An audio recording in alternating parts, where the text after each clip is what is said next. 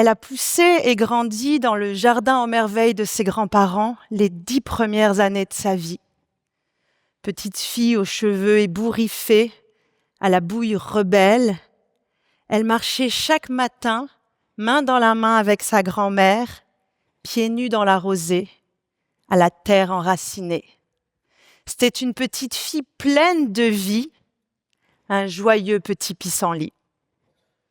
Et puis, à ses 10 ans, ses parents l'ont emmenée à la ville, plus hostile, plus de cheveux ébouriffés et plus de pieds nus dans la rosée. Ils l'avaient déracinée et replantée dans un tout petit pot. Oh oui, bien sûr, ses parents l'avaient mis à la lumière et au soleil, mais déposée derrière une fenêtre, et fenêtre fermée. Alors, elle poussait, bien docile, bien droite, bien coiffée, la natte sur le côté, mais bien seule aussi. Et petit à petit, elle s'est coupée de tout ce qui faisait qu'elle était, de qui elle était. 30 ans, c'est ce qu'il lui a fallu pour franchir la frontière, traverser l'océan et venir se réenraciner ici, au Québec, pour oser à nouveau s'ébouriffer, prendre des chemins de traverse, mais surtout pour retrouver, tapie au fond d'elle, cette petite fille pissenlit qui ne l'avait jamais abandonnée et réaliser combien elle lui avait manqué. Cette petite fille, c'était, en fait, c'est moi. Elle est là, avec moi. Elle me souffle tous mes mots. Elle me donne mon énergie. Elle me permet de m'enraciner. Et je revendique devant vous, avec elle, d'être redevenue un pissenlit.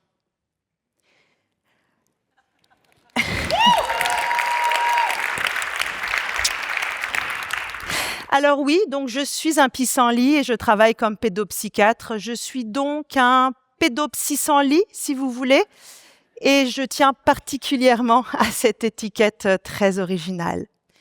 J'ai le privilège de rencontrer des enfants tous les jours.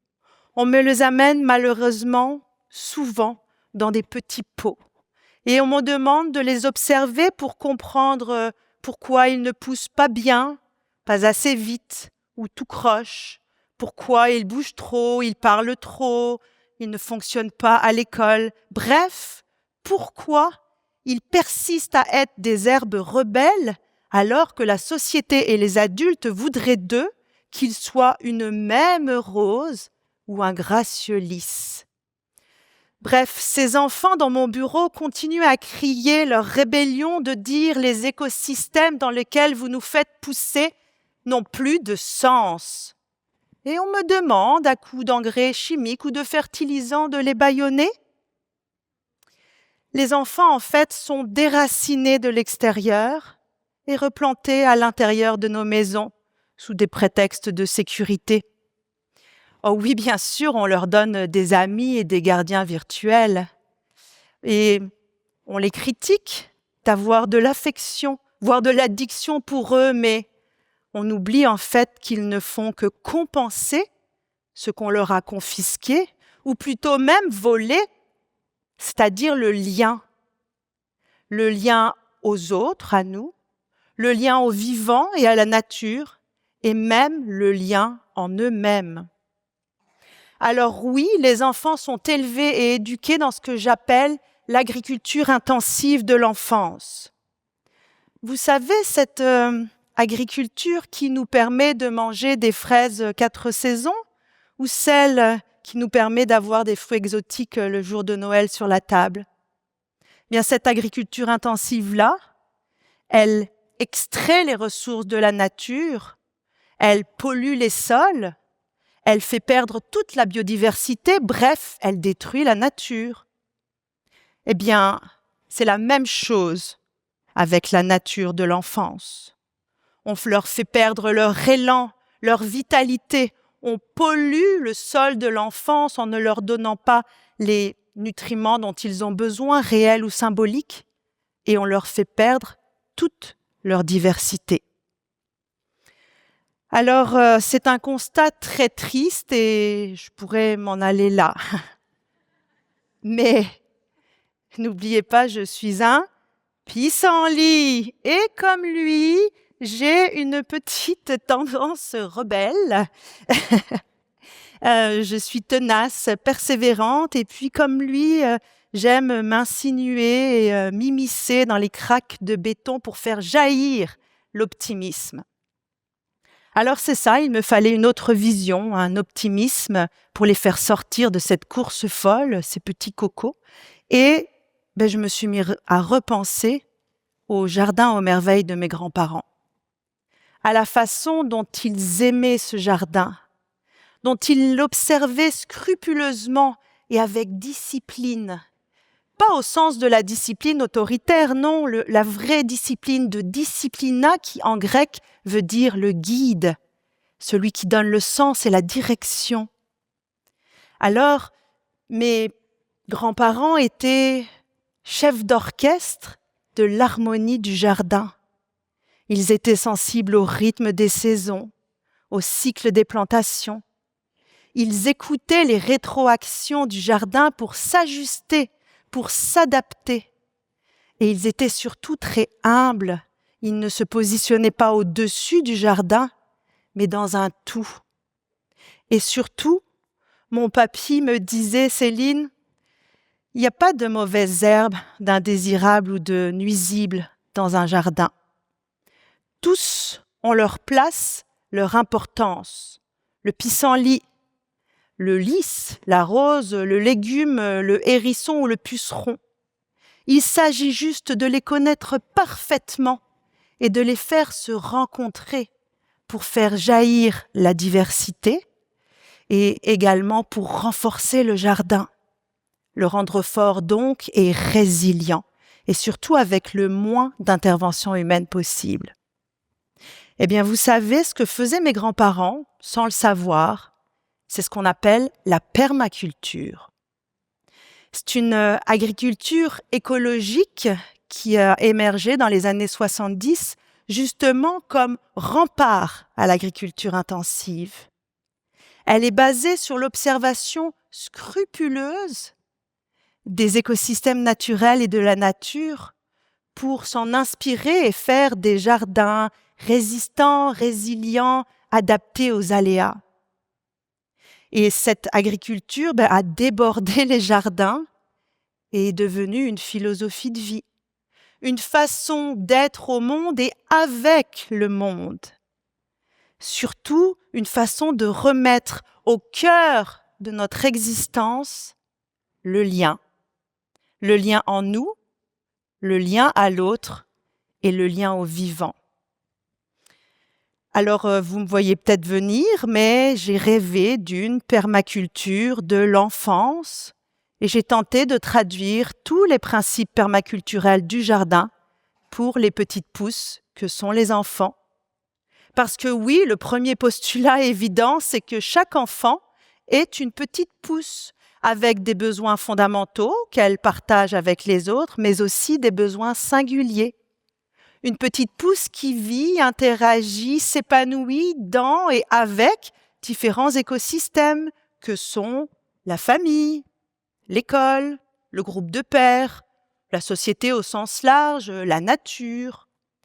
Et ces petites pousses portent en elles des caractéristiques qui leur sont très propres, c'est-à-dire leur potentiel, leurs ressources, leur domaine de compétences, bref, leur trésor, mais aussi des zones de vulnérabilité et de fragilité. Toutes ces caractéristiques qu'en permaculture, on appelle les niches.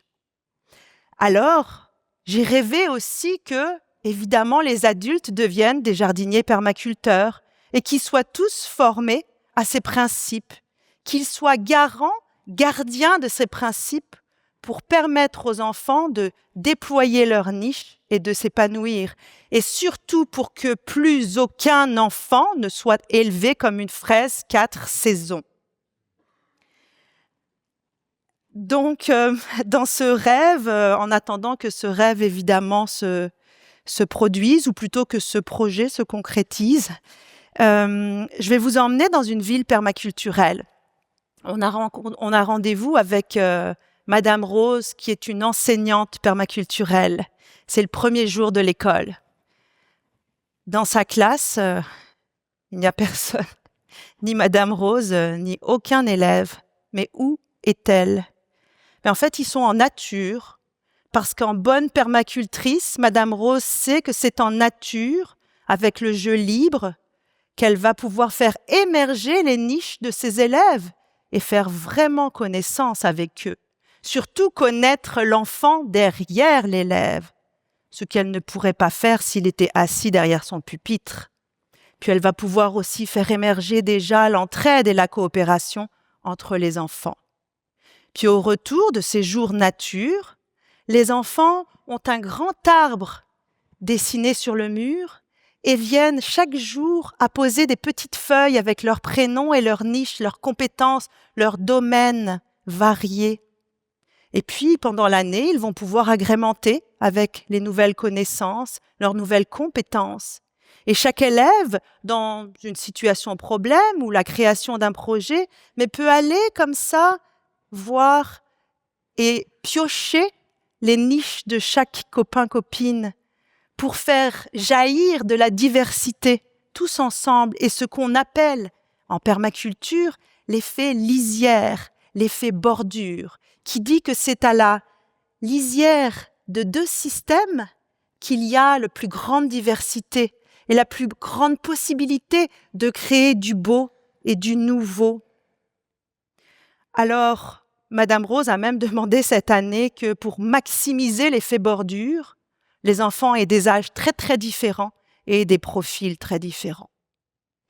Allons maintenant voir un architecte de la ville. Il est en pleine réunion permaculturelle avec des enfants et il leur demande justement de s'imaginer quelle serait la ville de leurs rêves, qui leur ferait une place où ils se sentiraient appartenir et pas comme une nuisance, comme on peut le lire dans les journaux, nuisance sonore ou parce qu'ils bougent trop. Surtout un lieu où ils pourraient connecter les uns aux autres, connecter avec le vivant, se sentir appartenir donc et faire racine, parce que serait une petite pousse, évidemment, sans ses racines. Allons enfin dans un centre de soins pour rencontrer le docteur Pépin, médecin permaculturel. Il est lui aussi en rencontre permaculturelle pour parler du petit Simon. Il est entouré de divers adultes qui chacun représente un écosystème de Simon et qui viennent apporter au docteur Pépin les niches du petit Simon, ses domaines de compétences, sa façon d'être dans les écosystèmes que le docteur Pépin ne pourrait pas imaginer s'il le voyait, ce patient, 1 heure seulement dans un cadre formel de consultation. À quoi ça lui sert? Tout simplement à éviter de catégoriser trop vite le petit Simon comme une mauvaise herbe et de vouloir le traiter rapidement. Alors oui, vous l'avez compris, je rêve d'un monde où tous les adultes seraient formés à la permaculture et viendraient mettre leurs bottes avec moi pour fouler le terrain, pour venir remuer le sol de l'enfance et lui redonner tous ses nutriments et surtout redire à qui veut l'entendre ou qui ne veut pas l'entendre d'ailleurs, ce qu'est la nature de l'enfance. Elle est émerveillement, curiosité, elle est mouvement, jeu libre, elle est lien. Elle est, oui, débordement parfois et chaos. Elle est bruit, oui, parfois, mais surtout rire et joie. Alors, pour commencer, il faut d'abord se reconnecter à notre petite pousse. Que vous soyez lisse, rose, peu importe, pissenlit, elle est là au fond de vous, tapis. Elle est la gardienne des clés de votre jardin aux merveilles. Et elle vous attend. Ça fait des années qu'elle entretient ce jardin. Elle en est si fière et elle attend les retrouvailles. Alors, allez la retrouver et puis faites le tour du propriétaire de votre jardin aux merveilles qui est fait de vos niches, de vos potentiels, de vos ressources. Soyez-en fiers et laissez la clôture de votre jardin ouverte pour que d'autres viennent l'admirer et faire jaillir de bordure en bordure peut-être un jardin communautaire gigantesque. Alors pour finir, je prends un petit pissenlit qui est en forme d'akène. Vous savez, c'est les petites graines qu'on souffle au vent. Dans certaines cultures, on dit que les akènes sont des vœux qui sont portés par les ailes des fées.